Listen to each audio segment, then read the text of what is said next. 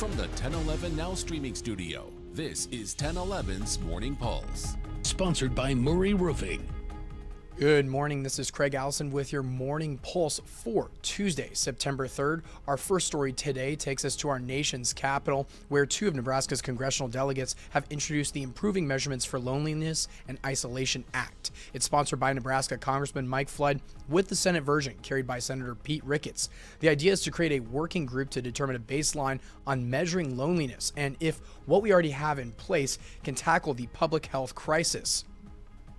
Your second story, if you're headed to Omaha, NDOT will be making repairs to the Platte River Bridge on I-80 starting tonight. The department says the overnight work will be in the eastbound lanes only and run from 8 p.m. to 6 a.m. for the next 2 weeks. NDOT adds there will be up to 2 lane closures at times during this project.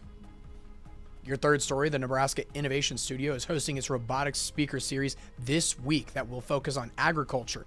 Marble Technologies will discuss AI-powered food processing systems. And the CEO of the company, Shafiq Barber, saw dilemmas in the meat processing industry that created an opportunity for integration of robotics and manual labor.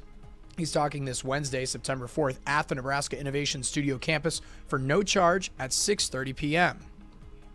In your fourth story, taking us to central Nebraska, the Childcare Scholarship Program is funded by Community Development Block Grant dollars to help moderate to low-income families for finding care. The new program by the Central District Health Department can help up to 27 families in Hall County who are experiencing either abuse or financial difficulties.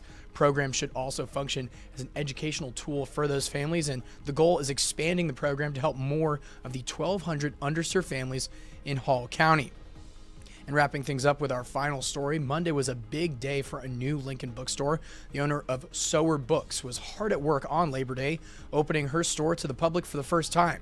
Sower Books has been a dream years in the making for Tori Hall. With nearly a decade of book-selling experience under her belt, she says opening her own store has been a long time coming.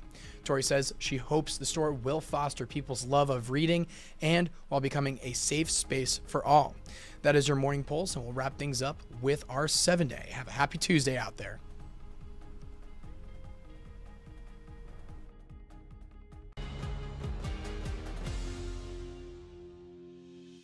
You've been listening to 1011's Morning Pulse. Watch, listen, stream on the 1011 Now app, on YouTube, or wherever you get your podcasts. Sponsored by Murray Roofing.